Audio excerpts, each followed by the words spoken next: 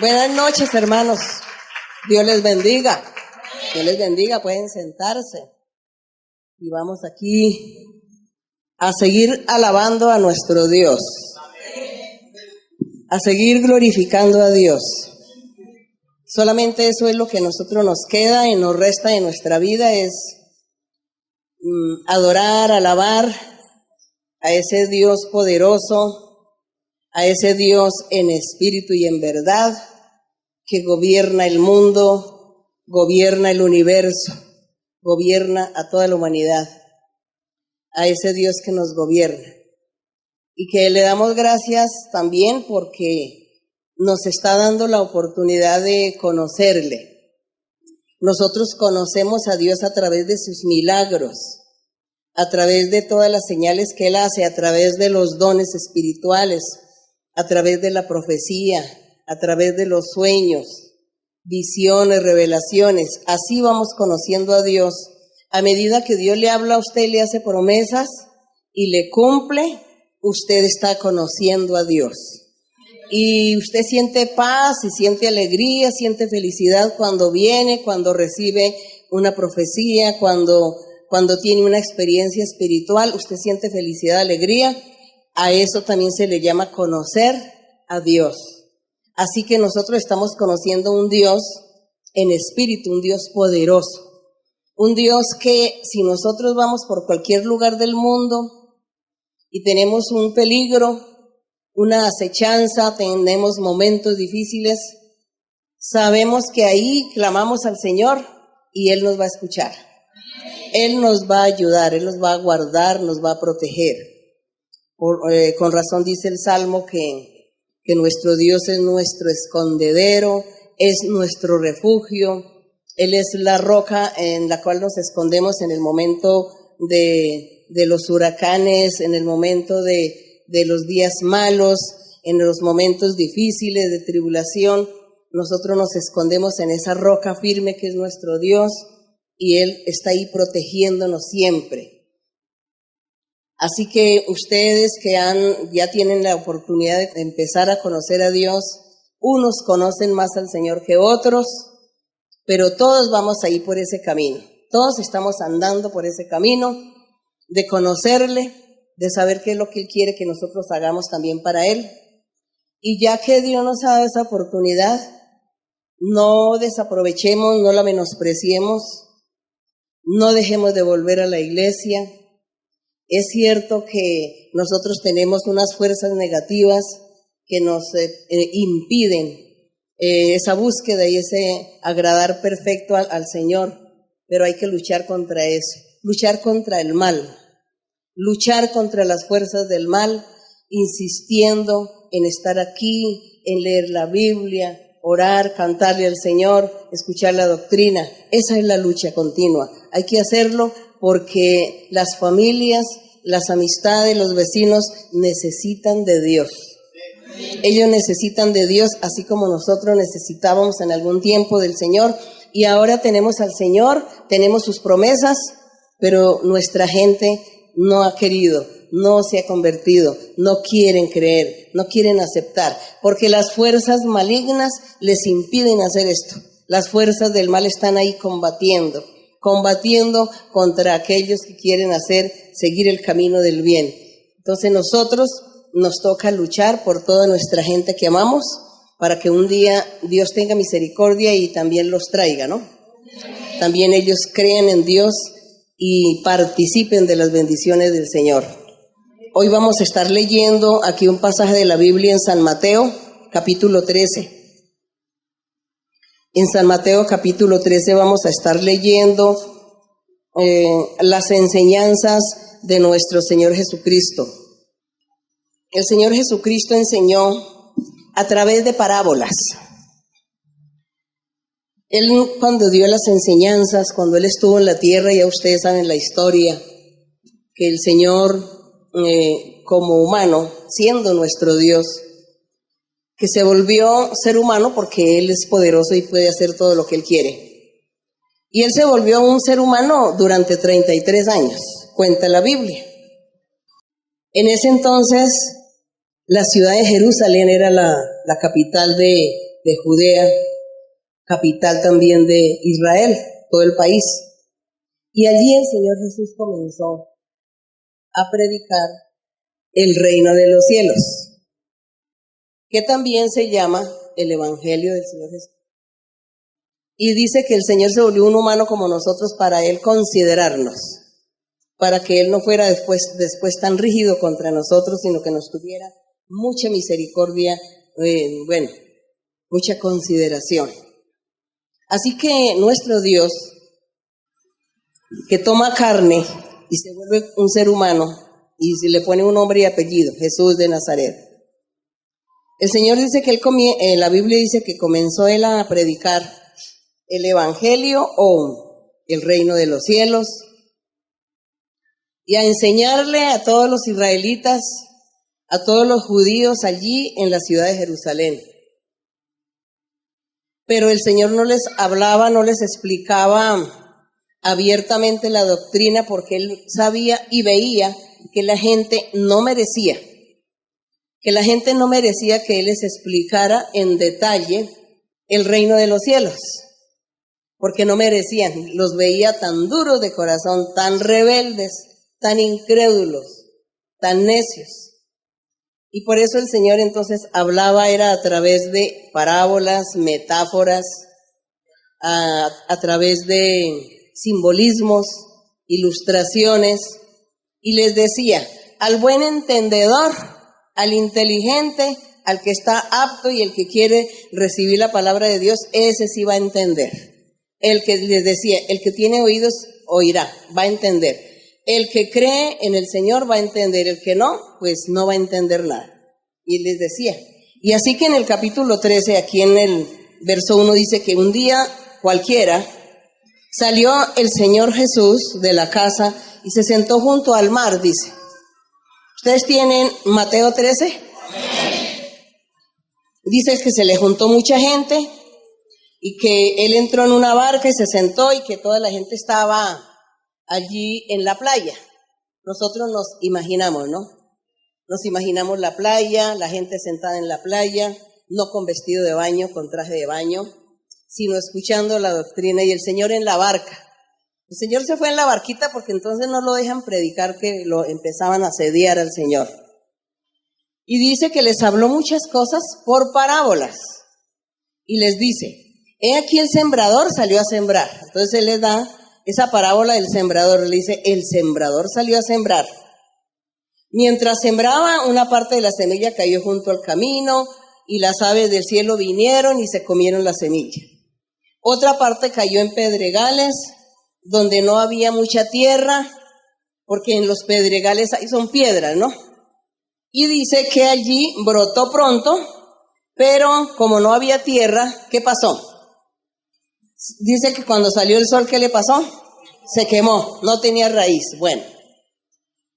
Y dice que otra parte de la semilla que él estaba sembrando cayó en espinos, y los espinos crecieron y ahogaron los arbolitos de la semilla, de la buena semilla que él había sembrado. Entonces murieron también. Eso le sucede, nos sucede y nos ha sucedido y le ha sucedido a mucha gente que ha llegado a la iglesia. Pues aquí el Señor explica la parábola, pero como yo ya me la sé, entonces la voy a explicar sin leerla. Entonces dice el Señor que viene la gente, escucha la palabra de Dios, escuchan la profecía, Dios les habla lo oculto de su corazón y se ponen a llorar. Qué hermosura, qué alegría, me dijo lo profundo de mi corazón, me siento quebrantado, yo estoy llorando, aquí está Dios, Dios está aquí. Qué hermoso es, sentí a Dios. Y se va, se le olvidó, ¿no? Se le olvidó porque vinieron las aves del cielo y se comieron la semilla porque había caído ahí en el camino donde no había tierra. Así sucede. Otras personas vienen y se emocionan y duran algunos meses, o quizá un año, o 2 o 3 años, o hasta 5. No vuelven a la iglesia. Bueno, fueron sembrados en los pedregales. Crecieron, pero no hubo raíz porque dice que en el Pedregal no había mucha tierra, entonces murieron. ¿Qué decir de la semilla que fue entre los espinos? La que fue sembrada entre los espinos dice que los espinos crecen y ahogan y no la dejaron crecer. Lógico, los problemas de la gente. Viene a la iglesia y quiere seguir en la iglesia y están por un tiempo, pero entonces la familia empieza a ponerlos, a decirle, ¿usted por qué está yendo? ¿Usted cambió de religión? ¿A usted lo voy a desheredar?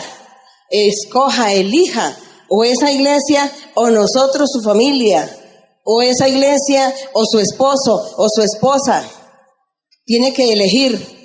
Y viene toda la crítica. Y todos se vienen a hablar y a criticar contra las personas. Entonces la persona se siente ahogada. Se siente allí, en un círculo que no puede salir por ningún lado porque siempre viene la persecución de vecinos, familiares, parientes, amistades. Esos son los que están allí entre esas espinas. Las espinas crecieron y se ahogó la semilla. Entonces la gente no vuelve a buscar a Dios. Eso dice el Señor, el reino de los cielos es semejante a esas situaciones, a toda esa clase de gente que son oidores, que se emocionan, pero hasta ahí llega. Pero qué bonito cuando el Señor dice que hubo una que sí cayó, ¿dónde fue? En buena tierra. Una parte cayó allá en la buena tierra y dio fruto, ¿a cuánto? A 100, a 60, a 30 por uno. Oh, qué hermoso. Ojalá que nosotros, los que estamos aquí, los que han de venir, seamos los que la semilla cayó en buena tierra y que nosotros demos frutos. No al 30, sino al 200 por uno. Le decimos al Señor que nos ayude. Que nos ayude porque hemos pasado muchas pruebas y muchas dificultades. Y aquí estamos. Y le decimos al Señor, Señor, aquí estamos, Señor. Ayúdanos a seguir, Señor. Ayúdanos a llegar a la meta. ¿Cierto que es muy lindo que Dios permita que nosotros llegamos a la meta? Entonces la gente dice, es difícil el camino de Dios. Es difícil el camino del Evangelio. Qué difícil es el camino del reino de los cielos. No es difícil. No es difícil. Yo ya llevo casi 50 años. No es difícil, es lo más hermoso que en la vida puede tener un ser humano. A mí me parece que fue ayer cuando conocí lo de Dios. ¿Cómo se me han pasado los años de rápido? Que me parece que fue ayer que conocí lo de Dios. Soy feliz, he sido feliz en el Señor. Conozco a mi Señor, conozco a Dios, me da alegría decir que estoy conociendo al Señor, conozco a Dios ya. Sé cómo es Él, sé qué es lo que Él quiere. Sé cómo conquistarlo a veces cuando se enoje conmigo, cuando yo cometo alguna falta. Sé cómo pedirle perdón, cómo llegarle al Señor. Es eso, lo hermoso de nuestra vida, conocer a Dios. Y aquí el Señor Jesús, en el verso 10, le preguntaron sus discípulos, al Señor le preguntan, le dicen, lean el verso número 10. Y entonces acercándose los discípulos le dijeron, ¿por qué les hablas por parábolas? Entonces le dice, Señor, pero ¿por qué les hablas así de esta manera? Ellos no entienden qué es eso de la semilla, que en el camino, que entre los espinos, que en el pedregal, que la buena tierra.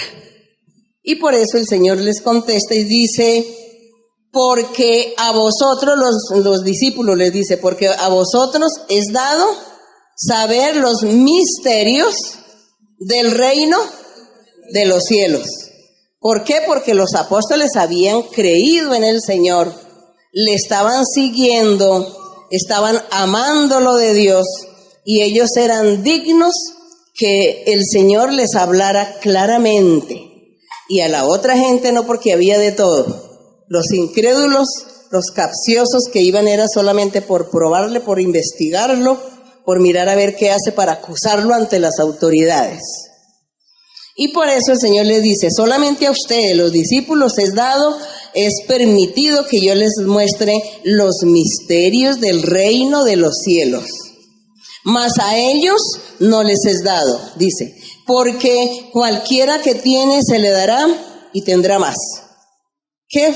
¿Por qué el Señor dijo esto?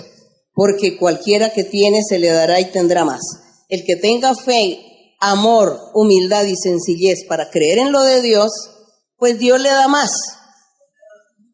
Dice, pero al que no tiene, es decir, al que no tiene fe, ni confianza, ni voluntad, ni deseo de buscar a Dios, dice, aún lo poco que tiene le será.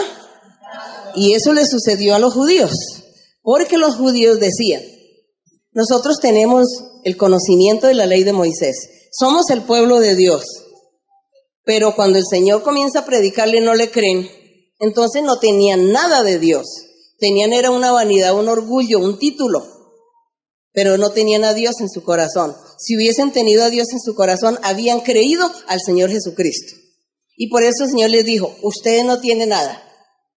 Así que lo poco que tiene, yo te lo voy a quitar. ¿Y qué era lo poco que tenían? El título de ser el pueblo de Israel. El título de decir que estaban cumpliendo con la ley de Moisés. Y el Señor dijo, muy pronto les voy a quitar ese título, porque la iglesia va a comenzar. Y cuando comience la iglesia, el pueblo, la ley de Moisés queda anulada. Así que ustedes quedan sin nada, sin ley de Moisés y sin nada, y sin Dios. Eso fue lo que él quiso decir aquí cuando dijo que porque cualquiera que tiene se le dará, tendrá más, pero el que no tiene, aún lo poco que tiene le será quitado. Eso le aconteció a los judíos en aquella época, que Dios les quitó las bendiciones y su presencia. Bien, seguimos aquí.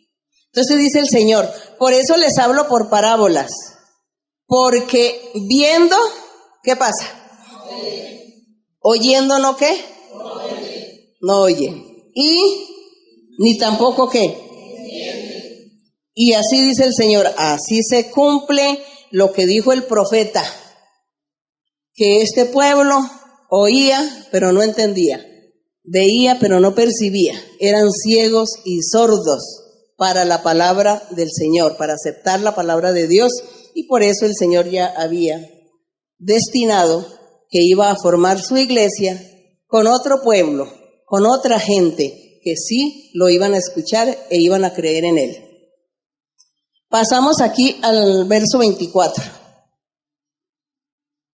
Y en el verso 24 el Señor les dice, el reino de los cielos es semejante a un hombre que sembró buena semilla en su campo. Mire que el Señor siempre decía del reino de los cielos.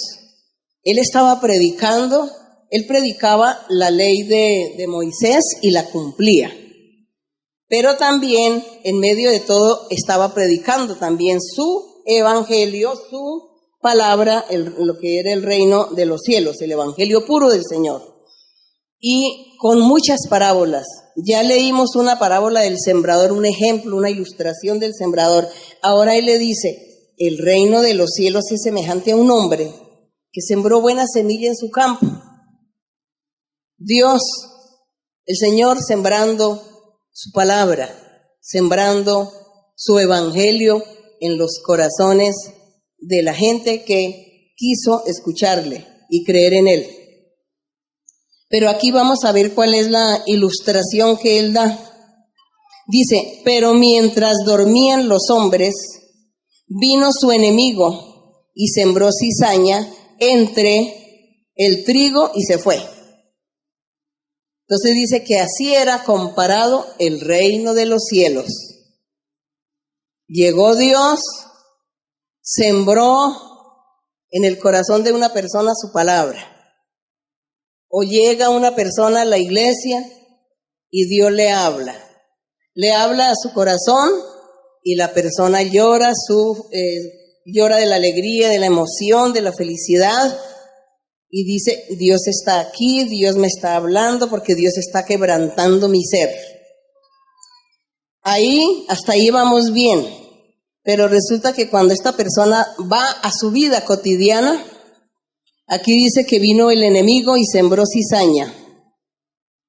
Entonces, allá en la vida cotidiana, cualquier situación de la vida no le permite que siga creyendo en Dios, que siga viniendo a la iglesia a convertirse a Dios, a recibir la bendición de Dios, porque hay algo que le impidió, y dice que fue el enemigo que puso cualquier situación en el camino de esta persona y le ha servido de tropezadero, de impedimento para que esta persona se convierta a Dios y siga el camino del Señor.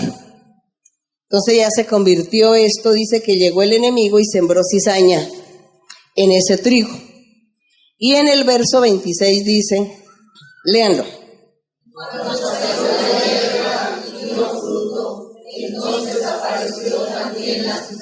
Bueno, entonces resulta que estos creyentes siguieron viniendo a la iglesia, siguieron buscando lo de Dios. Y ya en la congregación entonces ya hay mucha gente porque han venido muchos a la iglesia. Pero como el enemigo es envidioso, sembró la cizaña también en algunos corazones. Y todo está ahí dentro de la congregación. Y dice en el verso 27, vinieron entonces los siervos del padre de familia y le dijeron, Señor, ¿no sembraste buena semilla en tu campo? ¿De dónde pues existe esta cizaña? Señor, ¿cómo así? En esta congregación hay 100 personas. Tú les hablaste a los 100. Los 100 se quedaron, porque tú les hablaste, los convenciste, les hiciste promesas, y ellos se pusieron tan felices que están asistiendo a la iglesia. Pero ¿cómo así, Señor, que entre estos 100 hay unos que son cizaña? Hay unos que no son sinceros, que no te aman de verdad, que no te buscan, que no se han convertido y están sirviendo de piedra de tropiezo a los otros que sí están buscando a Dios. ¿Cómo es posible eso, Señor? Si tú a todos les hablaste y les hiciste promesas y todos se quedaron. ¿Por qué entonces la cizaña? Seguimos con el verso 28, léanlo.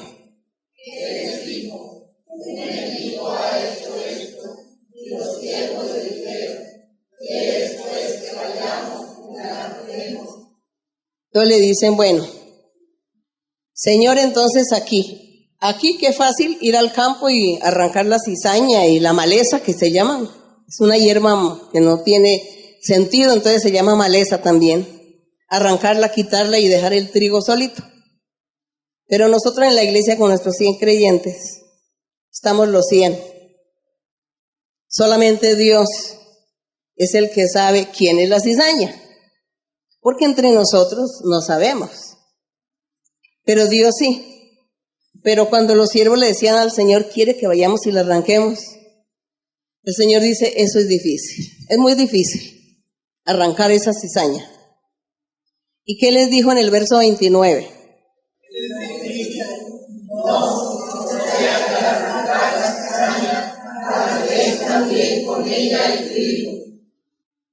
Le dijo el Señor, deje. Es peligroso arrancar el trigo. Seguramente habrá alguna familia que está viniendo a la iglesia, alguna familia de 4, una familia de 6 o una familia de 2 o de 3. Y vienen a la iglesia y entre esos está ahí alguno que es cizaña. Y si le prohibimos la entrada, eso Dios lo hace, no los seres humanos. Si el Señor dice, yo lo saco y quito los que no, entonces los otros se ponen muy tristes.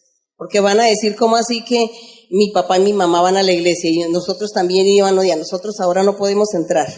Entonces se forma un problema y por eso el Señor mejor dio una solución. El Señor dijo, entre esos 100, como hay cizaña, que sigan todos, porque ¿qué va a suceder en el verso 30? Lean.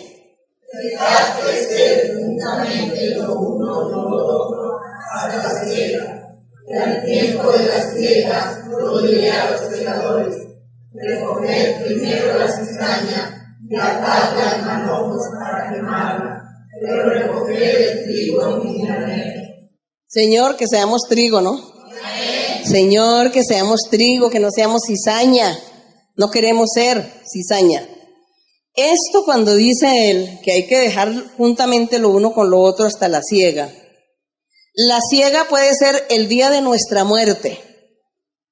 Y también en la eternidad, después de que todo se termine aquí en este globo, entonces allí también va a haber una selección donde Dios empieza a llamar a todos, a los buenos, a los malos, a la cizaña, al trigo, y a cada uno le rinde cuentas. Dice que Dios es un juez y que se sienta y que pasan todos, y el Señor empieza a juzgar. Al uno le va a decir, tú fuiste cizaña, y como fuiste cizaña, a quemarse. El otro, tú fuiste trigo, hazte para este lado porque tienes un sitio muy especial. Esa es la siega, pero también nuestra muerte, porque nosotros, si somos firmes y constantes en el Señor y hacemos todo bien delante de Dios, pues el día de mi muerte, ese día es una siega también, porque ya Dios tiene un sitio para mí.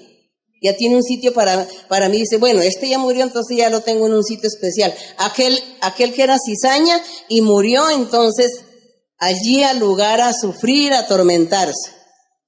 Es eso. Que no es solamente que hay que esperar el fin del mundo, sino que en este tiempo, hasta nuestra muerte, esa es la meta, y hasta nuestra muerte nosotros tenemos que luchar por esta salvación, luchar por la palabra de Dios, luchar por seguir amando a Dios, haciendo la voluntad de Dios, agradando a Dios en todo. Si usted quiere, si usted ama a Dios y usted quiere agradar a Dios en todo, usted dígale al Señor, Señor, enséñame qué debo hacer, qué debo dejar, qué debo abandonar, qué debo quitar para agradarte, porque quiero agradarte en todo, pero a veces no sé qué estoy haciendo mal.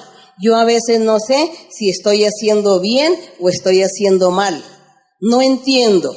Seguramente no me han convencido en la iglesia cuando me enseñan la doctrina, no me han convencido y yo tengo dudas. Quiero que tú me ayudes y me digas qué debo dejar para agradarte en todo, porque yo quiero llegar a la meta. Yo quiero ser trigo. Hay que orar y pedirle a Dios. Si usted es sincero o sincera con Dios, Dios le va a dar respuestas. Dios le va a enseñar. Dios le va a mostrar el camino y le va a decir, abandona esto, deja esto, olvídate de tal cosa. Eso no te sirve. Eso perjudica la vida espiritual. Entonces usted debe obedecer al Señor. Pero si usted es necio y usted se ama a sí mismo, entonces Dios nunca le va a revelar nada. La humildad y la sencillez es lo que Dios premia. Y bueno, y aquí hay una serie de parábolas. Mire que dice que la parábola de semilla de mostaza. Dice otra parábola, el reino de los cielos es semejante a un grano de mostaza que un hombre tomó y sembró. Entonces yo diría, el reino de los cielos también es muy similar a una persona que tiene en su corazón a Dios y comienza a pregonar, a predicar y a enseñarle a la gente y a las multitudes que Dios existe, que Dios es poder y que Él merece la honra, la gloria, la alabanza. Entonces ese grano de mostaza que está ahí predicando y enseñando, entonces toda la gente escucha y se convierten muchos a Dios, porque entonces Dios comienza a darle respaldo a esta persona que está predicando y le da respaldo y comienza a ver milagros, señales, comienza el poder de Dios a manifestarse en la vida de todos y comienza la gente a sentir libertad y felicidad porque Dios está ahí moviéndose en cada uno. Ese es el grano de mostaza. Entonces dice que ese grano de mostaza es algo tan pequeñito y que cuando crece es un árbol gigante. Entonces esta persona pregonando y hablando de Dios, son muchos los que se convierten. Recordemos que el día de Pentecostés, cuando Pedro empezó a predicar un mensaje, se convirtieron 3,000. Entonces Pedro era esa semillita de mostaza que comenzó a predicar y dice que 3,000 se convirtieron ese día. Se volvió un árbol gigante. Entonces dice que así es el reino de los cielos, como la semilla de mostaza. Dice que la siembra y que es un grano muy pequeño, pero que después se hace un árbol muy grande. Y también habla aquí, por ejemplo, la levadura, dice el reino, en el 33, el reino de los cielos es semejante a una levadura que una mujer tomó y escondió en 3 medidas de harina, y dice que todo fue leudado. Le puso la levadura a las 3 medidas de harina, supongamos que 3 kilos de harina estaban ahí remojados con agua, y le puso la levadura, y al otro día eso era grandísimo. Esto se había multiplicado esa porción de esa levadura. Entonces dice que así es el reino de los cielos, que cuando se predica la palabra del Dios viviente, el evangelio verdadero, donde Dios verdaderamente está respaldando a sus predicadores, entonces dice que crece como la levadura en la harina de trigo que la hace crecer. ¿Por qué crece? Porque la gente que escucha y recibe las bendiciones de Dios, pues se convierten y van y le hablan a otros y a otros y a otros, y todos van a venir a oír palabra de Dios. Y dice que ese es el reino de los cielos. Escuchar, oír la palabra de Dios. El reino de los cielos es oír la palabra de Dios. Oír que existe un Dios vivo, que existe un Dios en espíritu y en verdad, que existe un Dios poderoso, que gobierna el mundo, al universo, que nos gobierna, que nos bendice, que hace milagros, que le da felicidad, paz al corazón del hombre y de la mujer. Eso se llama el reino de los cielos. Ese es el reino de los cielos. Vivir la felicidad con Dios.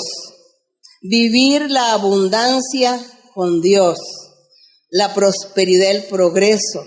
Ser protegidos, guardados por el Señor. Ese es el reino de los cielos. ¿Ustedes creen que nosotros en este momento estamos viviendo parte de ese reino de los cielos? Amén. Sí, estamos viviendo el reino de los cielos, porque aquí Dios nos habla por sueños o por profecía, por visiones. Hace milagros, hace sanidades, no a todos, pero hay mucha gente que testifica de sus sanidades y milagros que Dios le hace. Eso es vivir el reino de los cielos. Y cuando la gente le va a preguntar a usted estaba enfermo y ahora está sano, ¿qué le sucedió? ¿Qué aconteció? No, que en la iglesia donde yo voy Dios hace milagros. Y allí Dios hizo un milagro y me sanó, me libertó. Entonces eso es el reino de los cielos, eso es que la gente escucha. Entonces la gente dice, yo también quiero ir allá a disfrutar, a experimentar eso que usted está diciendo. Muchos médicos han llegado a la iglesia porque sus pacientes que ya estaban para morir del cáncer y de la enfermedad terminal y de esa enfermedad de que quedan como un vegetal, y ya estaba para morirse, el médico, ya no hay que hacer, ya despídase, ya está muerta esta persona. No, porque es que Dios nos dijo que va a vivir, que se va a sanar, y resucita la persona, resulta nuevamente otra vez con sus ojos abiertos y hablando, y el médico dice, ¿qué es esto? Yo voy a ir a esa iglesia. Hay muchos médicos que están yendo a la iglesia por eso, por los testimonios de los milagros que Dios ha hecho allí en los hospitales.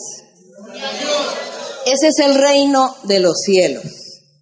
Ese es el reino de los cielos. Por lo tanto, nosotros ya estamos viviendo el reino de los cielos, porque estamos disfrutando de Dios. Lo que sí le pedimos al Señor es que nosotros logremos llegar a la meta. ¿Sabe qué es llegar a la meta? ¿Cuándo? El día de nuestra muerte. Ese día llegamos a la meta. Eso sí, pero con Dios, porque si usted muere sin Dios, pues se volvió atrás, no, le pasó lo del sembrador, lo de la semilla que quedó ahí en los pedregales. No, eso es triste. Hay que llegar haciendo la voluntad de Dios, agradando a Dios hasta el último día de nuestra vida. Y aquí del reino de los cielos, y dice que aquí en el verso 34 dice, todo esto habló Jesús por parábolas a la gente. Sin parábolas no les hablaba, para que se cumpliera lo dicho por el profeta cuando dijo: abriré en parábolas mi boca y declararé cosas escondidas desde la fundación del mundo. Gloria al Señor, que el Señor trabajó de esa manera y nosotros hoy estamos disfrutando de este conocimiento y disfrutando de la presencia de Dios, disfrutando de este reino de los cielos y esperando que Dios nos ayude para que todos lleguemos, para que ninguno vaya a convertirse aquí en que está sembrado entre las piedras o sembrado entre las espinas, mucho menos allí en el camino donde las aves se van a comer todo. Bien, entonces que la honra y la gloria sea para nuestro Dios. Espacio para 4 preguntas hoy. No cabe dentro. Pero ¿cómo no vamos a estar felices si estamos en el reino de los cielos? Sí, pero feliz.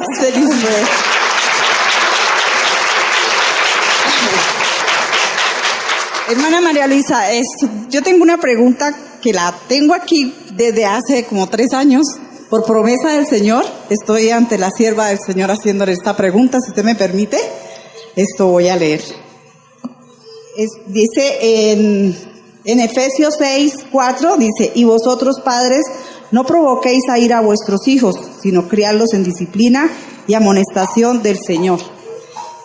Me surge la pregunta, hermana, porque yo vivo una situación en mi familia, no por parte mía, sino por parte de la forma como se dirigen a su mamá. Entonces yo siempre, como que nunca he estado de acuerdo con eso, porque la forma como yo fui criada con mucho amor y con mucho respeto hacia mis padres. Entonces yo siempre veo que cuestionan. ¿Y ahora sus hijos la tratan mal o cómo? No, o sea, mis hijos no son divinos, o sea, es por... usted ve los hijos de otra. Ajá, entonces yo siempre digo, pero ¿por qué tratan así a su mamá? Ya está anciana, todo lo que les ha dado y todo. Y entonces dicen, es que ella nos provoca ira.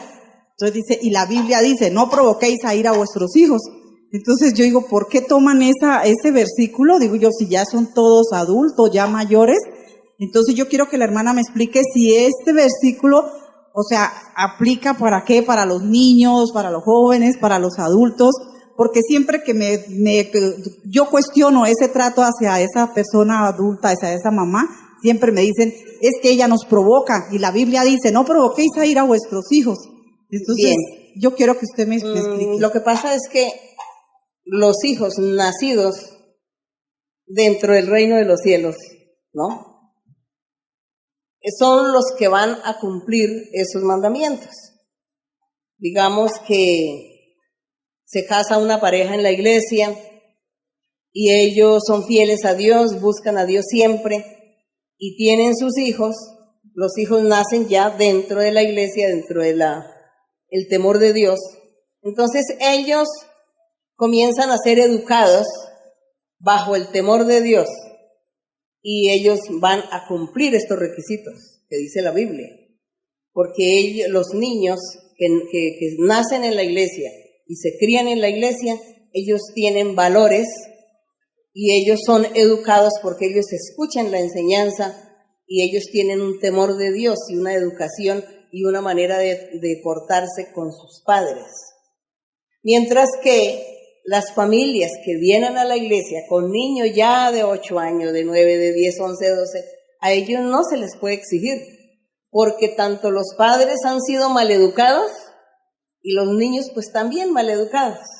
Los padres iracundos, se dejan llevar de las iras, de todos los problemas de la vida, de tantas cosas, mienten, llenos de tantas cosas, de mentiras, de odio, de rencores, de falta de sabiduría, de falta de inteligencia, de falta de amor. Pues los niños, los hijos también se crían lo mismo.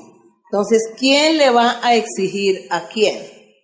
Ahí es Dios al que tiene que comenzar a educar a esos padres que llegaron a la iglesia y a esos hijos que ya llegaron grandes a la iglesia, todos mal educados, sin valores. Dios comienza a actuar y a hacer un milagro en ellos si se convierten a Dios de verdad, ¿no? Si son personas que se convierten a Dios de verdad, pues Dios les ayuda. Mientras tanto, los que rinden, van digamos, a cumplir con esos requisitos que dice la Biblia, son los niños nacidos y que sus padres también sean entregados a Dios. Porque si sus padres vienen solamente por sentarse, por ser oidores, o son ciseña de pronto, entonces ellos no tienen temor de Dios, no tienen entrega a Dios, pues van a tener hijos también lo mismo, desobedientes, necios, desleales, que no respetan a sus padres. Ese es el fenómeno, hermana, ese es el fenómeno. Entonces todo se puede dar y todo lo que la Biblia enseña de los comportamientos se dan, pero también hay que mirar en qué condiciones están estas personas, cuándo llegaron a la iglesia, cómo llegaron a la iglesia, llegaron en el último tiempo o nacieron en la iglesia. Entonces los niños, los que nacen en la iglesia, ellos son diferentes. Yo lo digo porque imagínense hermanos, yo en 50 años, ¿cómo no voy a conocer personas que han nacido en la iglesia, que ya tengo bisnietos y tataranietos de la gente de la iglesia que conozco, y son todos temerosos de Dios los niños? Hoy conozco niños, conozco ya adolescentes, conozco ya gente que ya están casados y tienen sus hijos, ya están casados, los niños que yo vi nacer en la iglesia, ya están casados y tienen sus hijos, y uno ve esa educación y ese respeto de los hijos hacia ellos, y ese temor de Dios también. Y uno ve los niños que nacen en la iglesia también, que es con un respeto hacia Dios, que ellos ya distinguen, cuando van a estudiar, distinguen lo que es idolatría, distinguen lo que no es de Dios, todos los niños lo distinguen, sin que los padres les estén enseñando. Basta con lo que aprenden en la iglesia. Entonces aprenden la doctrina y los niños comienzan a decirle a una persona: ¿usted por qué hace eso? ¿Usted por qué dice eso? Eso no se hace. Son niños que ni siquiera dicen mentiras. Todo eso yo lo conozco. Pero ¿es por qué? Porque nacieron en la iglesia y porque sus padres también fueron temerosos de Dios. Entonces, los que no nacen en la iglesia y la gente que viene, pues como vienen con las ataduras y con todos los problemas, pues la lucha es diferente, y ahí sí hay que pedirle a Dios que ayude, y imposición de manos, y consejos para los mayores, los adultos, consejos para los chiquitos. Entonces ya traigan a los niños para que vayan aprendiendo. Entonces ahora los niños a veces les enseñan a los padres los valores. Eso sucede. Por todo hay que tener paciencia, hay que tener mucha paciencia y mucha consideración, y nosotros no vamos a entrar a criticar a la gente, porque nadie tiene la culpa.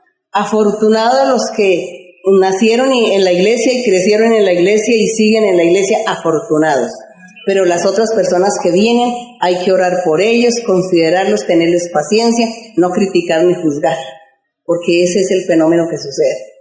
Bueno, seguimos. Buenas noches, hermana. Es promesa cumplida del Señor que estaría haciéndole una pregunta. Hermana, me surge una pregunta en Abdías porque poco se sabe de Saúl, y siempre que leo el regreso de Jacob, siente uno como el mismo temor que él sentía de encontrarse con Saúl, pero no se sabe qué era lo que Saúl estaba haciendo. Entonces pienso que aquí en la visión de Abdías tendríamos que saber algo de historia para entenderlo aún más, pero yo siento en mi corazón... Que digamos que usted quiere saber algo de Esaú. Hermana, es que... Esaú y Jacob fueron hermanos, sí, no gemelos. Sí, hermana, eso lo tengo muy claro, pero es que aquí habla... Hay citas, por ejemplo, son 21 capítulos, Abdías. Y en el número 8 dice, no haré que perezca en el día, dice Jehová, los sabios de Edom, que es el mismo Esaú, y la prudencia del monte de Esaú. O sea, ahí hay una confusión porque un rato es que sí, que no. Después dice, porque todo hombre será cortado del monte de Esaú por el estrago. Sí, lo que pasa, hermana, es que Esaú que existió y Jacob, Jacob engañó a Esaú y le quitó la primogenitura, dice que por un plato de lenteja. Y cuando Esaú se dio cuenta que su hermano Jacob le había quitado su primogenitura, él se enojó tanto y lo buscó para quitarle la vida a Jacob. Es cuando los padres deciden que él huya y que se vaya para otro país, a otro lugar, y se esconda de su hermano hasta que se le quitara la ira a su hermano, porque lo buscaba para quitarle la vida. Y Jacob se fue, él duró por allá afuera 20 años sin verse con la familia. Bueno, pero resulta que la gente, los sucesores Recuerde, hermana, que las familias se multiplican y se van multiplicando de generación y generación. Así que la generación o la familia de Jacob fue creciendo y era una generación, muere una generación, viene otra, pero de la misma rama de Jacob. Con Esaú lo mismo, pero como Esaú menospreció la primogenitura y se la vende a su hermano por un plato de lentejas, Dios se enojó con Esaú, por lo tanto sus generaciones, su gente que le nació a él de ahí en adelante tenían maldición. Llevaban como esa maldición de castigo por causa de Esaú. Entonces fue cientos de personas o miles de personas, los descendientes de Esaú, que llevaban la maldición o el castigo de Dios. Por eso ahí con estos profetas está ahí Dios mencionando a Esaú cuántos años había muerto, pero estaban ahí sus generaciones, su linaje, ese es el linaje. Hermana, es que casi todo lo tengo subrayado porque, por ejemplo, dice, no debiste, como cuando uno regaña al niño, no debiste hacer tal cosa. El Señor le dice, no debiste haberte alegrado de los hijos de Judá en el día en que se perdieron, ni debiste haberte jactado en el día de la angustia. Sí, es que las generaciones como iban creciendo y había guerras y la generación de Esaú fue gente que hizo lo malo delante de Dios y perseguían a los que hacían la voluntad de Dios, que eran la descendencia de Jacob. El Señor Jesús viene de la descendencia de Jacob. Y así generación por generación iban peleando, había guerras, había desobediencia con Dios. Entonces por eso Dios los trataba como si fuera algo de hoy, cuando hace tantos años que ya había muerto este personaje y sin embargo sus generaciones estaban pagando las consecuencias de lo que esos personajes en la antigüedad hicieron. Por eso Dios decía que Dios les iba a cobrar hasta la tercera y cuarta generación, le cobraría el pecado de una persona.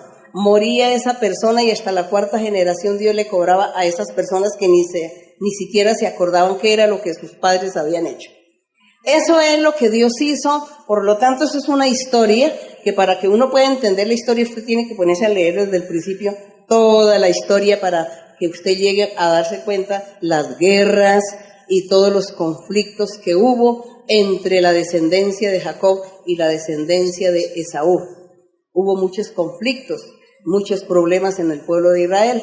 Entonces eso es lo que Dios está ahí mencionándoles a ellos, pero eso es una forma simbólica, que Dios habla y a través de los profetas les habla, pero realmente que la misma gente ni siquiera entendía por qué era que les decían estas cosas.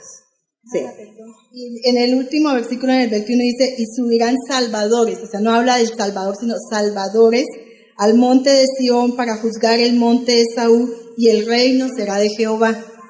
Sí, digamos que vendría mucha gente a destruir, a acabar con Jerusalén, pero Dios estaba también mandando su gente a defender, porque eso había muchas guerras, estaba el ejército de Israel, el ejército de las otras naciones, y todos venían a Jerusalén, que era el lugar donde Dios había escogido para su templo, ahí venían a destruir. Entonces por eso el Señor estaba hablándoles a ellos que iba a venir una guerra, que iba a destruir la ciudad, iba a destruir a toda la gente, y sufrirían todos aquellos del linaje de Esaú, eran los que más iban a sufrir, y no tanto los del linaje de Jacob.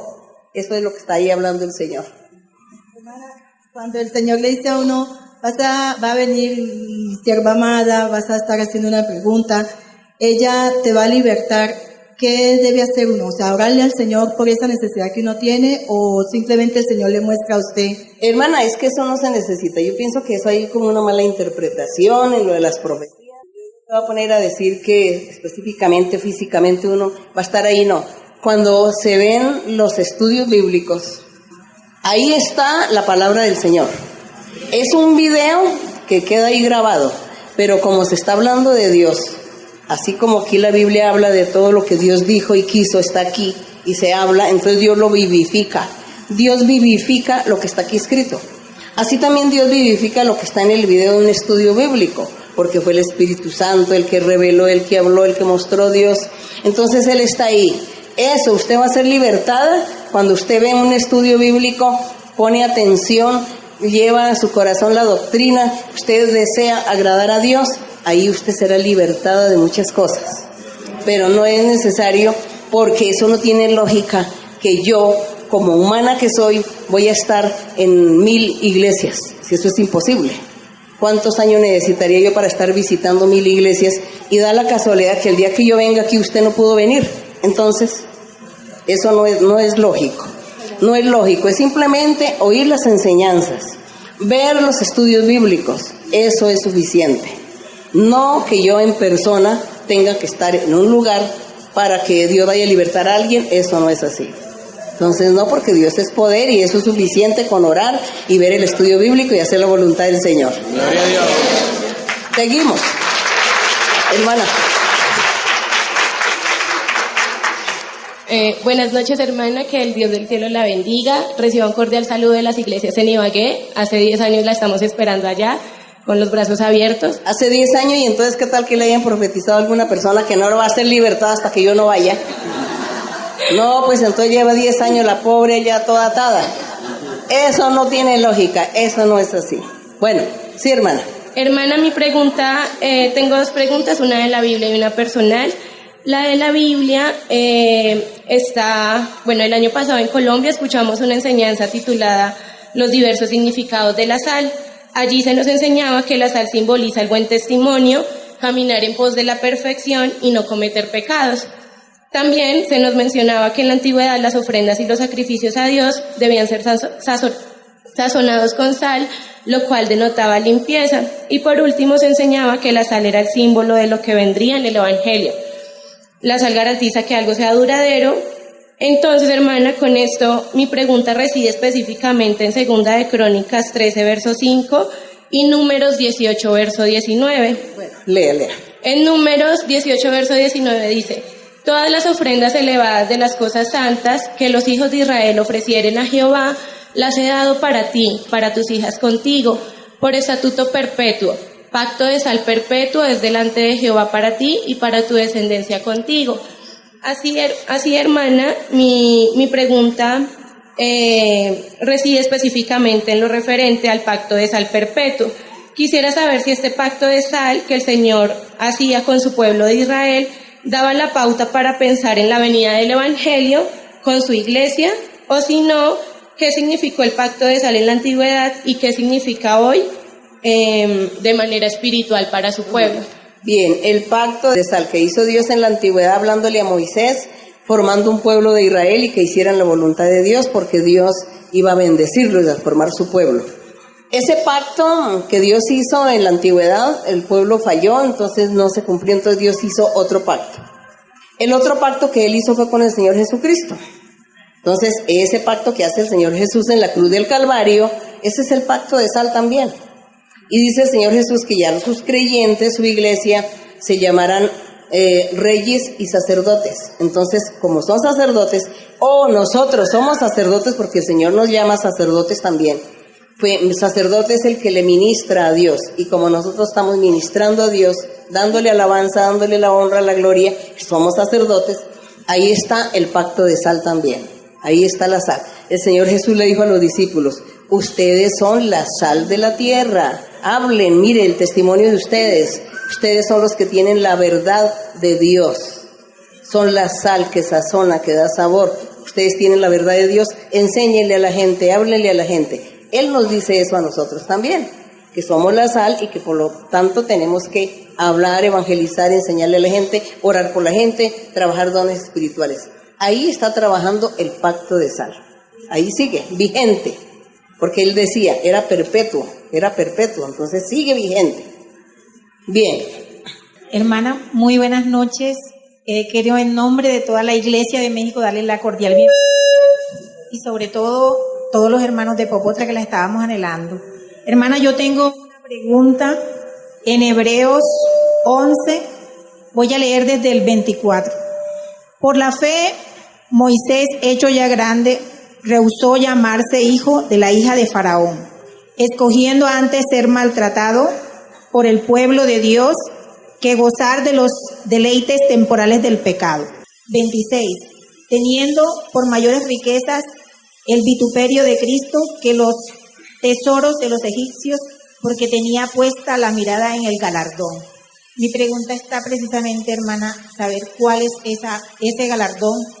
Y normalmente cuando a veces estamos profetizando o cuando recibimos profecía, hemos escuchado que el Señor habla de esos galardones. Si usted nos pudiera ampliar, hermana. Bien, ¿es leído desde el verso qué? 24. Del verso 24.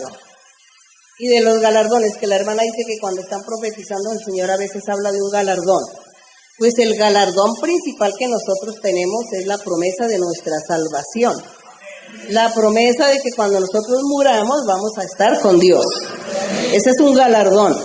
Bueno, aquí en la fe, en el verso 24, dice, por la fe, me lean ustedes, hermanos, ahí están.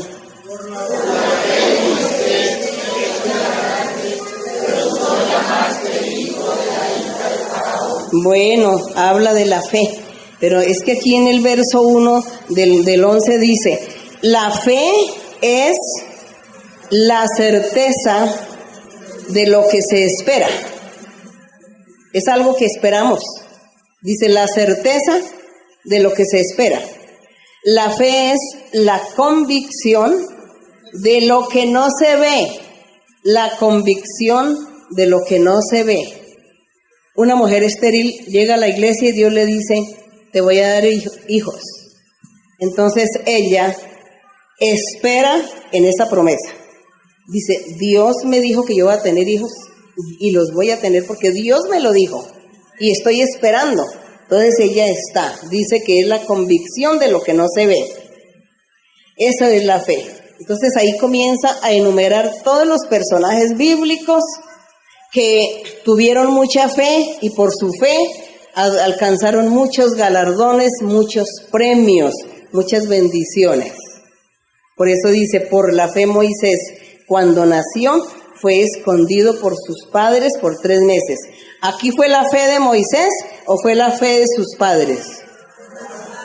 Porque Moisés era un niño recién nacido, ¿cómo iba a decirle a la mamá, escóndame allá en el río Nilo? Fue la mamá, los padres los que decidieron esconderlo en una canasta o en una cesta en el río Nilo. Y se salvó de que le quitaran la vida, porque el rey había dicho que mataran a todos los niños menores de 2 años. Y la mamá y el papá de Moisés dijeron, lo escondemos allí para que no le quiten la vida. Dice que esa es la fe que ellos tuvieron en Dios. Entonces, por eso dice que por fe Moisés, cuando nació, fue escondido por sus padres. Vieron que era un niño hermoso y que no merecía morir por el decreto del rey. El 24 dice, por la fe, Moisés, cuando ya era grande, rehusó llamarse, ¿qué? Hijo de la hija del rey, porque la hija de Faraón era una princesa, y él era el hijo de ella porque ella lo adoptó cuando lo encontró en el río Nilo. Lo adoptó y él dice que renunció a ser príncipe. ¿Por qué? Porque él amó tanto a Dios y a sus hermanos los israelitas. Y dice que él renunció a ser el príncipe por irse detrás de Dios. Esa es la fe de Moisés. Entonces dice, escogió Moisés, aquí en el 25. Moisés escogió antes ser maltratado con el pueblo de Dios que gozar de los deleites temporales del palacio allí, del pecado allá de lo que hacían en ese palacio, teniendo por mayores riquezas el vituperio de Cristo que los tesoros de los egipcios. Moisés escogió sufrir que no ir a tener los tesoros de los egipcios. Dice, porque tenía puesta la mirada en ese galardón que Dios le había prometido Dios a Moisés, que lo iba a hacer un profeta, un hombre de Dios, un líder que estaba sacando a su pueblo de la esclavitud y lo llevaría a la tierra de Canaán, tierra que fluye leche y miel. Entonces es solo un galardón grande para Moisés, ese premio, y él dijo, prefiero esto y no los deleites del palacio. Pero eso se llamaba ¿qué? La fe. La fe es confiar y creerle a Dios. Esa es la fe. Bien, seguimos adelante. Y el hermano allá atrás también. En la escuela a mí me dejaron una exposición sobre alguien que admiro y le elegí a usted, hermana, porque es una persona maravillosa. Gracias. Y Y pues hasta recibí felicitación por la forma en que expuse su persona, hermana. Tengo una pregunta, hermana. En Segunda de Samuel. En Segunda de Samuel. Segunda de Samuel 24. Es el versículo 1 y el 9, hermana. Dice, volvió a encender... Segunda de Samuel 24, ¿no? Sí. 24. Allá en Colombia una niña de kinder, como de 4 años, le hicieron unas preguntas que escribieran cuál era el personaje más importante para ellos, ¿no? En su edad. Y ella escribió, la persona más importante para mí es la hermana María Luisa. Entonces la profesora, ¿quién es la hermana María Luisa? Le tocó la mamá evangelizarla para que supiera quién era. Sí, hermano, en Segunda de Samuel 24, hermana, 1 y 9. Sí. Dice, volvió a encenderse la ira de Jehová contra Israel e incitó a David contra ellos a que dijese, ve y haz un censo a Israel y de Judá. En el 9 dice, y Joab dio el censo del pueblo de Israel y fueron los de Israel 800,000 hombres fuertes que sacaban espada y los de Judá fueron 500,000 hombres. Y hermana, en Primera de Crónicas 21:5. Sí. Ahí aparentemente se contradice, ¿ok? Sí, hermana. Bueno, pero lea. Dice, que Jehová... En 21:1 dice, sí. Pero Satanás se levantó contra Israel e incitó a David a que hiciese censo de Israel. Y en el 5 dice, y había en todo Israel 1,100,000 que sacaban espada, y de Judá 400,000, 70,000 hombres que sacaban espada, hermana. Esa es mi duda. ¿Por qué? Bueno, aparentemente dice una contradicción, porque dice que primero fue Jehová el que incitó a David, y después dice que Satanás, y en Samuel dice un número, y en Crónicas dice otro número, hermana. Bueno, eso de los números, recordemos que son crónicas al fin, ¿no? Las crónicas de don fulano de tal, las crónicas del escritor no sé quién. Entonces cada persona escribe unas crónicas y se equivoca en los números, en las fechas, en las cantidades, porque son compilaciones que busca de otras personas y el uno le da una cifra y el otro otra, entonces no hay exactitud. Eso por un lado, y la otra exactitud, los idiomas también, porque esto fue escrito en varios idiomas y cuando pasan a un idioma, entonces de idioma en idioma, pues se va como tergiversando un poquito. Sin embargo, el tema central de lo que sea nunca cambia. Bueno, entonces eso de los números no nos preocupemos. Cuando dice que Dios incitó y que el diablo fue, ¿no? Dice que en el uno dice que Dios y en el otro que el diablo. No olvidemos que en Job dice que Dios es el que ordena hacer todo, que de parte de Dios viene lo bueno y lo malo. Cuando Dios quiere hacer cosas buenas, Él las hace. Y cuando Dios quiere hacer cosas malas para castigar a la humanidad, a la gente, manda ¿a quién? Le ordena al diablo que haga el mal, porque dice que el diablo es el que hace los males. Entonces Dios le dice al diablo, vaya, hágale los males, pero mucho cuidado con la vida, ¿no? Cuidado con la vida de Job. Hágale todo lo que quiera, todos los males que quiera, pero no le vaya a tocar la vida porque esa sí me pertenece a mí, le dijo el Señor. Entonces dice que Dios es el que le permite al diablo hacer lo que el diablo quiere hacer. Así que en esto del censo, Dios le permitió al diablo que fuera e incitara a David para que hiciera un censo. Y Dios le había dicho a David que no hiciera censos, porque Dios le dijo a David, no es con espada, no con ejércitos, sino con mi espíritu, que yo le daré el triunfo a Israel. Y David se le olvidó, y como el diablo lo incitó, porque Dios le permitió al diablo que lo incitara para hacerlo, entonces él hizo ese censo. Entonces ahí hubo esa duda y esa desconfianza de David, de que tenía pocos hombres en el ejército y que iba a perder la batalla por eso. Dios le había dicho que no era con el ejército ni con la cantidad de gente, sino con el Espíritu de Dios que él ganaría. Pero fue Dios el que le permitió al diablo hacer esas cosas. Entonces, a la hora de la verdad, ¿quién es el autor intelectual de una orden? Pues Dios. Él es el autor intelectual, que mandó al diablo y que el diablo fue el que lo hizo, pero porque Dios se lo permitió. Por eso nosotros cuando oramos al Señor, cuando nosotros tenemos tribulaciones, dificultades, y dice, ya sabemos que está el enemigo ahí como persiguiéndome y haciéndome males, yo le digo, Señor, no le permitas al diablo que me venga a hacer males. Señor, no le permitas al diablo, no te lo vayas a permitir que me venga a hacer mal, porque él me quiere hacer mal, pero tú no le permitas. Uno ora también de esa manera, porque es Dios quien le da permiso o no al diablo de hacer las cosas. Bien, seguimos otra pregunta. Hermana María Luisa, buenas noches. Es promesa del Señor que le iba a estar haciendo una pregunta. Mi pregunta es de la Biblia, es 2 de Samuel, capítulo 6, versículo 23. Sí, lea. Y Mical, hija de Saúl, nunca tuvo hijos hasta el día de su muerte. Hermana, mi pregunta es sobre si Dios castiga a las personas no dándoles hijos. Sí, eso también se ve que Dios castigaba también y no les daba hijos, pues volvía estéril. Y en esa época una mujer estéril era algo malo, algo mal, desagradable para la sociedad. Era mal visto que una mujer no tuviera hijos. Era mal visto, era una mujer menospreciada por todos. Hoy en día no. Hoy en día una mujer que no pueda tener hijos no es menospreciada por la sociedad. Pero en esa época, de la época bíblica, sí.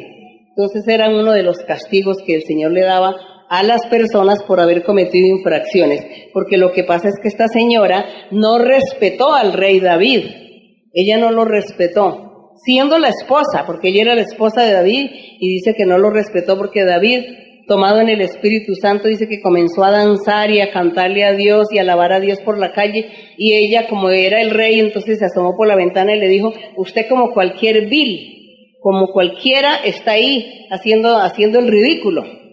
Entonces ella le faltó el respeto al rey David y Dios la castigó, por eso no le dio hijos. Entonces Dios, muy severo el Señor. Hoy nuestro Señor tiene un poco de paciencia con nosotros. Él nos considera, Él nos pasa por alto muchas cosas, pero no debemos abusar de la paciencia de Dios. Sí. Sí, muchas gracias, hermana, la amo del Señor. Bueno, hermanos, la última, ahora sí la última de esta noche, la última pregunta, sí. Buenas noches, Dios la bendiga, hermana. Sí, va a ser corta la pregunta. Promesa de Dios de que iba a estar ante usted haciéndole esta pregunta. Estoy en Zacarías 3:2.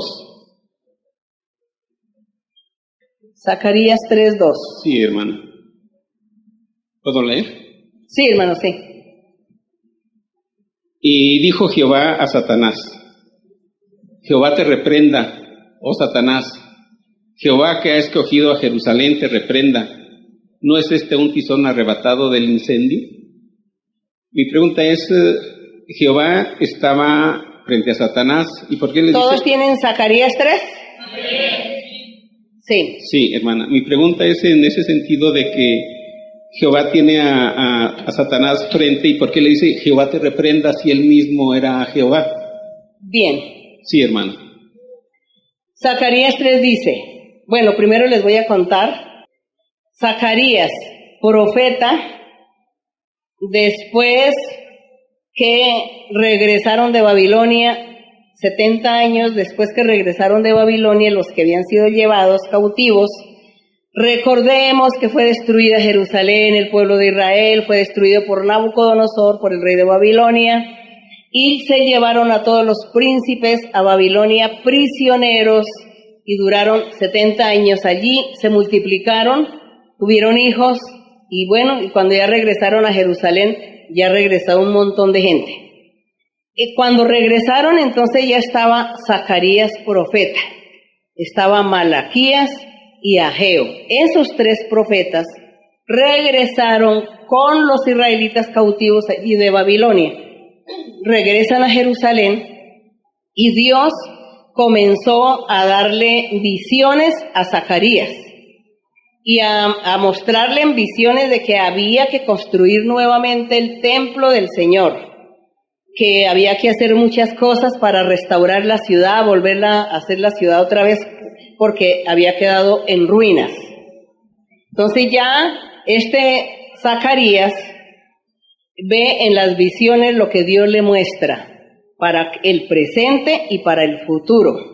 El presente era que había que reconstruir la ciudad de Jerusalén y levantar un templo nuevo. El futuro era la venida de nuestro Señor Jesucristo. Entonces, por eso dice aquí, Zacarías dice, Dios me mostró en visión al sumo sacerdote Josué. Josué había llegado también de Babilonia porque había estado también allí prisionero por 70 años. Entonces este sacerdote Josué vino con todos los deportados. Y dice, me mostró el Señor al sumo sacerdote Josué, el cual estaba delante del ángel de Jehová. Entonces él, como estaba viendo visiones, vio que el sacerdote Josué estaba delante de Jehová. Y Satanás estaba también a su mano derecha para acusarle. Satanás estaba en el lado derecho de Josué para acusarlo delante de Dios. ¿Cómo sería eso bonito, no? Pues muy bonito ahí, imaginémonos que está aquí el Josué. Dios está al frente. Entonces él está ahí, eso lo estaba viendo Zacarías profeta en visiones. Y el diablo aquí a la derecha, para acusar al pobre Josué. Bien, entonces dice Jehová a Satanás, Jehová te reprenda. Que esa es la pregunta del hermano, dice que ¿por qué el Señor dice, Jehová te reprenda? Oh Satanás, Jehová que ha escogido a Jerusalén, te reprenda. No es este. Entonces le dice el Señor al diablo, el Padre le dice al diablo, le dice, Jehová te reprenda, Satanás, porque este Josué es un tizón que fue rescatado del incendio. El incendio fue que en Jerusalén la ciudad y el templo de Salomón, el templo del Señor, fue quemado, incendiado. Dice que la ciudad fue quemada, incendiada, y el templo también lo incendiaron. Y se llevaron a los príncipes para Babilonia, y a algunos sacerdotes y a algunos profetas fueron llevados a Babilonia. Entre ellos llevaron a este sacerdote Josué, y por eso Dios le está diciendo, le dice Dios a Satanás, le dice, Josué es un tizón. Yo no sé si ustedes entiendan qué es un tizón. Es un leño de unos maderos que se meten en el fuego y se quema, pero no se alcanza a quemar todo. Entonces queda ahí medio quemado y el otro medio ahí. Eso lo llaman tizón. Entonces aquí le dice, Josué es un tizón que fue rescatado del incendio. Es decir, a Josué fue rescatado del incendio allá y no murió en Jerusalén cuando hubo el incendio, porque mucha gente murió, todos murieron, y fueron poquitos los que se salvaron. Y él quedó como ese tizón ahí que fue rescatado, que no se quemó del todo. Eso es lo que Dios le está diciendo a Satanás, que ¿por qué va a acusar a Josué si él es un tizón rescatado por Dios? Entonces, por eso vuelvo a leer el 2. Dice, Jehová te reprenda, Satanás. Jehová que ha escogido a Jerusalén, te reprenda. ¿No es este un tizón arrebatado del incendio? Sí. Josué es el tizón que fue arrebatado del incendio, y Dios dice que Dios escogió a Jerusalén porque esa Jerusalén estaba representando la iglesia de Jesucristo, y por eso Dios prefería esa Jerusalén física, la tenía en preferencia porque era el símbolo o la representación de la Jerusalén espiritual, que es la iglesia del Señor Jesucristo. Entonces por eso aquí él defiende a Jerusalén. Dice, y Josué estaba vestido de vestiduras viles y estaba delante del ángel. Entonces aquí él comienza a ver, esa visión es muy linda, ustedes léanla, porque es algo tan maravilloso la forma como Dios le muestra a Zacarías de este Josué y le da órdenes para que él siga ahí ministrando a Dios y que vuelvan a reconstruir la ciudad, que hagan el templo del Señor, porque es que este Josué era una representación en cierta manera del Señor Jesucristo también, y que por eso Dios lo había guardado y lo había rescatado de ese incendio, de esa catástrofe, de esa matanza que hubo en Jerusalén con los ejércitos de Babilonia. Entonces esto es muy lindo, pues ustedes lean, saquen el tiempo y lean, porque está hermoso leerlo de la palabra del Señor. Pero lo más bonito es cuando Dios nos muestra y uno puede pues como entender bien de qué se trata esta forma de esas visiones del profeta y cómo Dios defiende a Josué del diablo que lo quería acusar. ¿Cuántas veces nosotros seremos acusados también delante de Dios por el diablo que nos acusa? Pero Dios también está ahí listo para ayudarnos y defendernos. Bueno, le damos la honra y la gloria al Señor, puestos en pie, y vamos a orar, pero antes de orar, cantémosle al Señor un coro. Cantemos ese coro que dice: engrandece mi alma al Señor. Y vamos a cantar y vamos a estar orando, y los hermanos y las hermanas pídanle al Señor por liberación. Pídanle al Señor por liberación, porque yo veo que hay mucha atadura por causa de brujerías y de hechicerías y de maldiciones. Hay muchas ataduras en muchas personas, aún en sus familias también. Entonces usted pídele al Señor liberación. Dígale: Señor, libértanos y quítanos maldiciones, brujerías, hechicerías, todos esos espíritus que no nos dejan progresar. Pedirle eso al Señor, aparte de la enfermedad física. El coro 61, engrandece mi alma al Señor.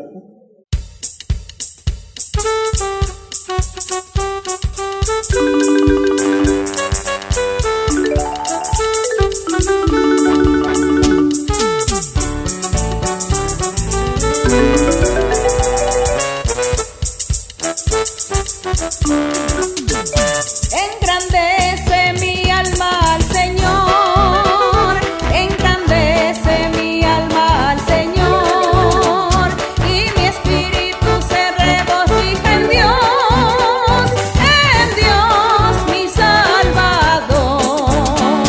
Engrandece mi alma al Señor, engrandece mi alma al Señor, y mi espíritu se regocija en Dios mi Salvador. Engrandece mi alma al Señor, engrandece mi alma al Señor, y mi espíritu se regocija en Dios mi Salvador. Bendito y alabado tu nombre, Padre Santo, eterno Dios, Creador nuestro Dios, nuestro Rey. Santo es tu nombre. Gracias, Señor, por tu amor, gracias por tus bendiciones, gracias porque hemos estado esta noche meditando en tu palabra, en tus caminos, aprendiendo a conocerte, mi Señor. Hemos estado aquí, Señor, alegres y gozosos, hablando de ti, hablando de tu nombre, hablando de tu poder, contemplando la hermosura de tu magnificencia, contemplando, Señor, tu nombre, tu grandeza, tus maravillas, todo lo que haces, todo aquello lo que nos das. Gracias por este privilegio de estar delante de tu presencia. Gracias por este privilegio que nos has llamado. Estamos aquí, Señor, aquí luchando, Señor, para agradarte y hacer tu voluntad, para cambiar de vida. Mi Padre, te pido, mi Señor, por los hermanos, las hermanas aquí. Te pido, mi Señor, por todos, que tengas misericordia, que tú los libertes. Hay muchos que están atados, muchas hermanas y hermanos, que están muy atados por los poderes del maligno, atados por espíritus malos, a consecuencia de maldiciones, de brujería y hechicerías en la antigüedad. Y llevan ellas estas maldiciones, Señor, y esto los hace sufrir, no los deja en libertad, no los ponen a ser felices y a disfrutar la paz, la libertad, la bendición, sino que viven atados, Señor, sin poder razonar, sin poder desenvolverse. Te pido, mi Padre, que tengas misericordia, mi Señor, y extiendas tu mano y tú reprendas al enemigo. Reprende, Señor, reprende al enemigo. Liberta a los cautivos. Liberta, Señor, limpia, Señor.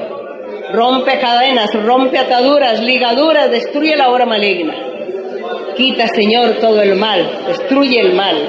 También te pido por las enfermedades incurables. Que tú extiendas tu mano y estés sanando, libertando, Señor, y sanando, quitando, Señor, toda trampa maligna. Quita la tristeza, la amargura, la depresión. Ayuda, Señor, a sanar. Sé tú sanando, Señor, la mentalidad de las personas. Que haya sanidad, liberación y bendición. Gracias, mi Señor. Te alabamos, Señor. Te bendecimos. Te pido, mi Señor, que tú recibas nuestras alabanzas. Te pido, mi Señor, que tú recibas nuestras peticiones, nuestras oraciones. Escúchanos, Señor, y haz milagros y señales. Levanta y fortalece. Sí, mi Señor. Aleluya. Gracias, Padre. Gracias, Padre. En el nombre glorioso de Jesucristo, tu Hijo amado, para quien es la honra, la gloria y la alabanza desde ahora y para siempre. Gracias, mi Señor. Gracias, eterno Dios. Gracias, Padre Santo. Aleluya. Gloria a tu nombre. Te vengo a decir, oh mi Salvador, que yo te amo a ti, que yo te amo a ti con el corazón. Te vengo a decir toda la verdad. Yo te amo, Señor, te quiero, Señor, con el corazón. Yo quiero cantar de gozo y de paz. Yo quiero llorar de felicidad. Te vengo a decir toda la verdad. Yo te amo, Señor, te quiero, Señor, con el corazón. Gracias, Señor. Gracias, Padre Celestial. Bendito nuestro Dios. Bendice a todos los hermanos, llévalos con bien a sus hogares, guárdales, protégeles, libértales, haz milagros y señales en sus vidas, y bien, dales, Señor, alivio en sus almas, en su ser. Gracias, Padre, en el nombre de Cristo Jesús. Amén. Gloria a nuestro Dios. Gracias. Dios les bendiga. Dios les bendiga, hermanos. Muchas gracias.